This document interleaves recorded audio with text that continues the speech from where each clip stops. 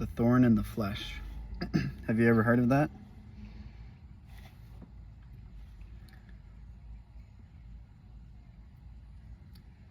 What does that even mean? Is when you get poked by a bush?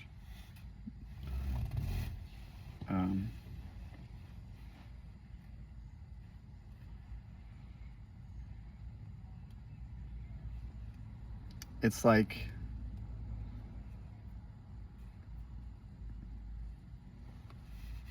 something that is hurting you. And, it might not be this big thing that's hurting you, but it's just a thorn, But, so you might not give it attention that it deserves. And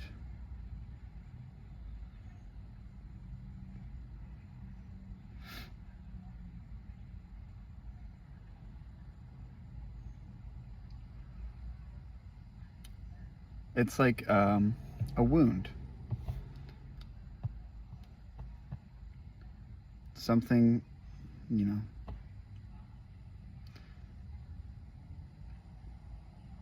what God does is He turns that thorn, that weakness, into your strength. And the fact that we can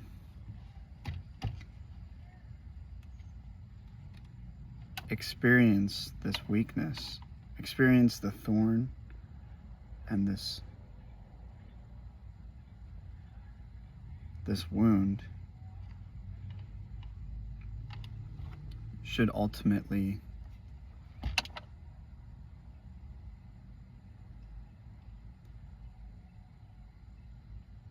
be a good thing.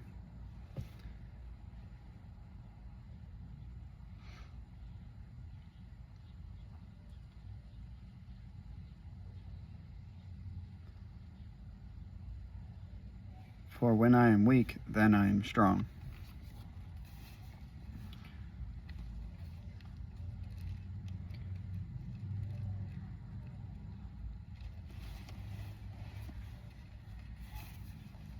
In 2 Corinthians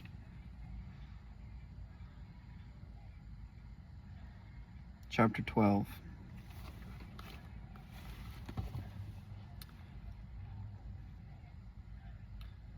let's just start at verse 8.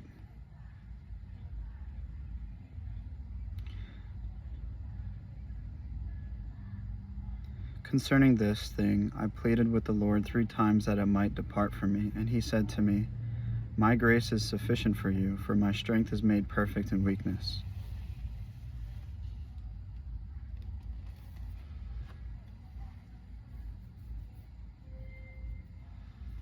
The Lord's strength is made perfect in your weakness.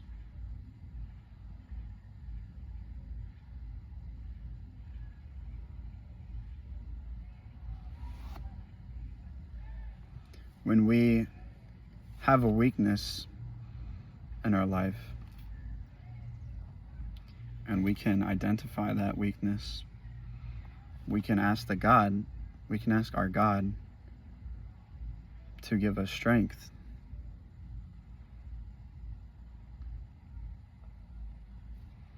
Therefore, most gladly, I will rather boast in my infirmities, that the power of Christ may rest upon me.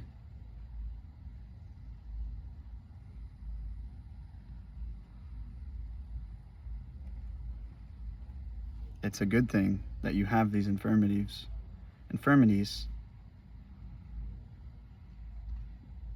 so the power of Christ can fill you and make you whole, and so you can overcome this weakness through Christ. Therefore, I take pleasure in infirmities and reproaches and needs and persecutions and distresses for Christ's sake. For when I am weak, then I am strong.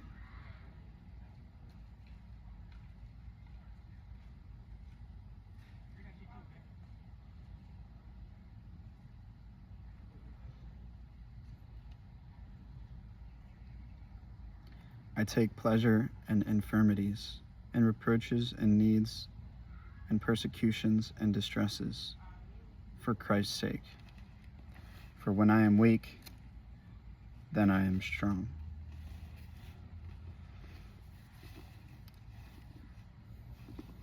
It's basically saying,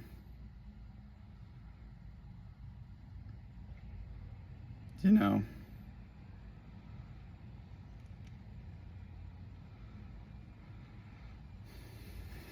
it's basically saying you can go up against any bad sort of odds, and you can just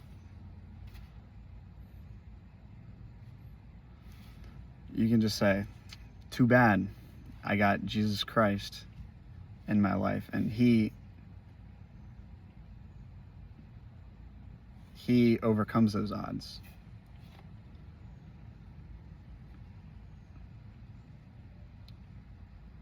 I'm weak,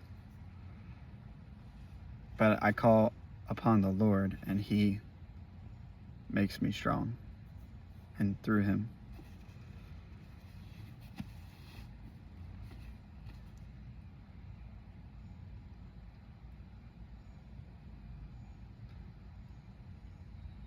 So, for me, you know, one of my weaknesses is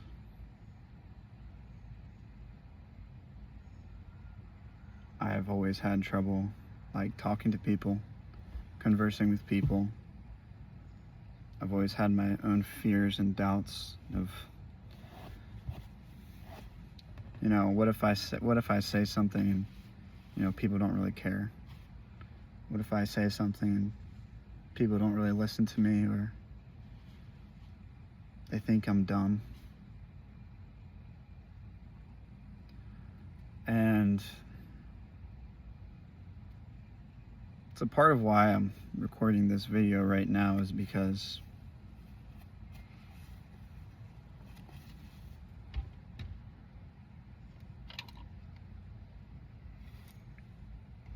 when I am weak, then I am strong. Through Christ.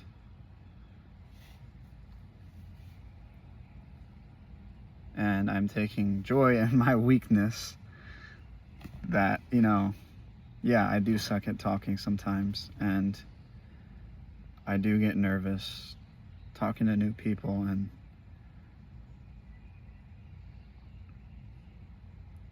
I am antisocial and awkward and weird, but none of that matters, because, you know, I got Jesus, and he levels all the odds, and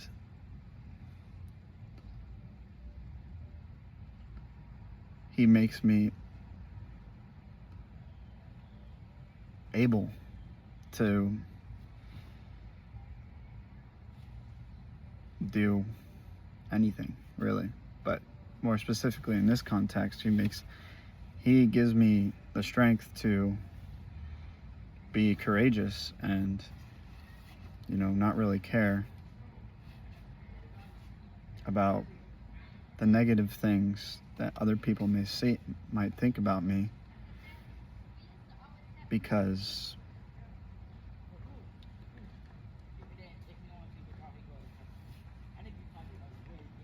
the only opinion you should really care about,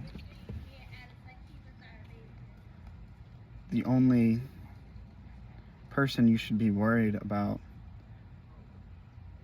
pleasing, is God. And I feel like being a Christian in general is a big part of counterculture and going against the grain and going down the narrow path, because it's not it's living not according to this world, it's living according to the eyes of God. And that's something that I have learned.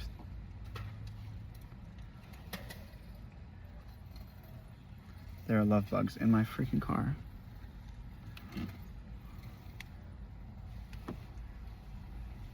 Anyways,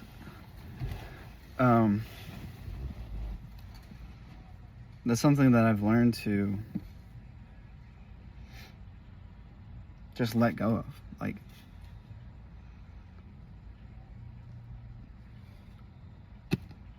it's just I've had such like deep fear and anxiety and doubts within myself my whole entire life. And ever since I've started being more active in my school community, like, I started talking to more and more people, and I talked to this one guy, and he was like, "Oh, you seem like an extrovert." And I was like, so he was like, "Oh, so are you consider yourself an extrovert?" And I was like, just thinking about how I would go up to everyone and introduce myself and talk about God. And I was thinking to him in that conversation, I was like, you know what? For God, I am an extrovert. I'm an extrovert for Jesus Christ. And it's just crazy to think, because it's so different and it's so transformative. God's power and His grace. His grace is sufficient enough. And it's a beautiful thing. It's glorious.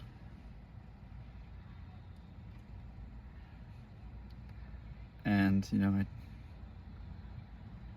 I do get caught up some days, because it's not like you're just flicking a light switch and you're boom.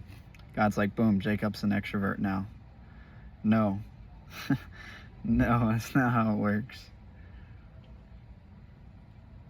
You have to come to God every day through prayer and just surrender your own ability and give it up to Him. Lord, you are my strength. You are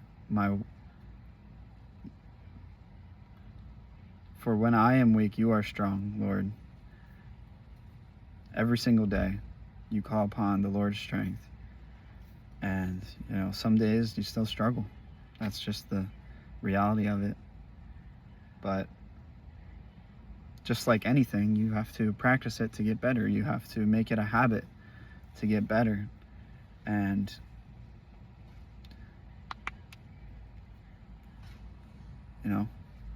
it's just how God works. You have to put your faith in Him every single day.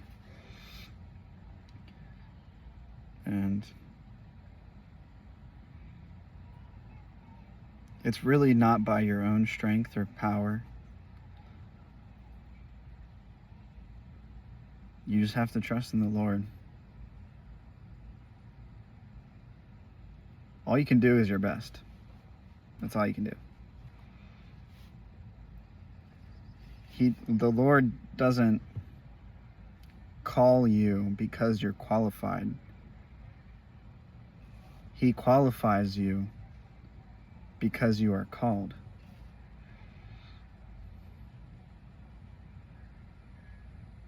So it's kind of like that metaphor I made a few videos ago, when you're doing the steps along the path.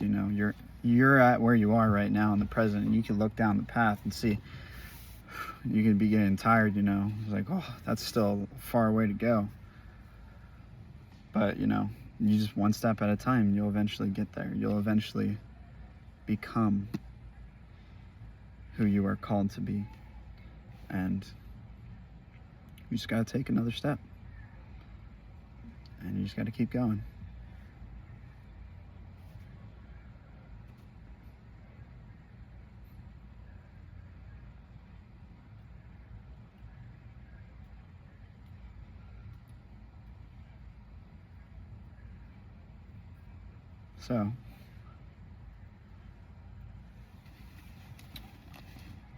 So,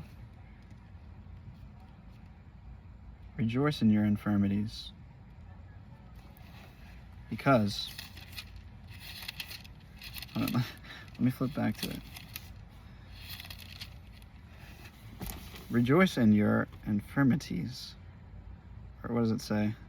Take pleasure in your infirmities, and in your distresses, for Christ's sake.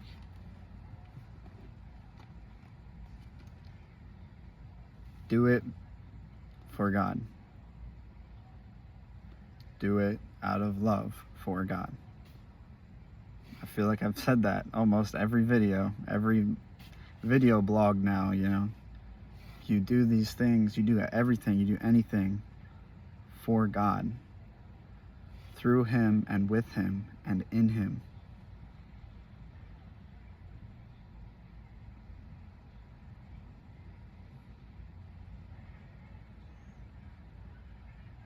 His grace is sufficient.